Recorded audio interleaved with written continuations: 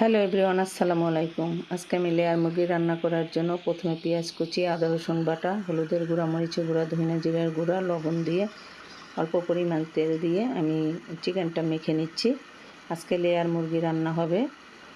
এই যে গোটা গরম মশলা, পেঁয়াজ কুচি, লবণ দিয়ে আমি একটু ভালোভাবে ভেজে নিব। পেঁয়াজটা একটু তেলের ভিতর হালকা করে আমি ভেজে নিচ্ছি। নিয়ে আমি চিকেনটা দিয়ে দিলাম। চিকেনটা দিয়ে একটু নাড়াচাড়া দিয়ে ভালোভাবে কষিয়ে নিব। আজ রাতে আমরা পরোটা রুটির সাথে লেয়ার মুরগি একটু ঝোল করে রান্না করে নিব। সবাই আজকে পরোটা রুটি খেতে চেয়েছে, এই জন্য আজকে আমি লেয়ার মুরগিটা রাতে ডিনারের জন্য রান্না করে নিব। এই যে আমার চিকেনটা আমি ভালোভাবে কষিয়ে নিচ্ছি। কষানোই সিদ্ধ হয়ে গেছে। আমি একটু আলু দিয়ে দিলাম। আলু দিয়ে একটু নাড়াচাড়া দিয়ে আরেকটু ঝোলের পানি দিয়ে দিব। আরেকটু ঝোলের পানিটা শুকিয়ে গেলে আমি জিরার গুঁড়া দিয়ে দিব।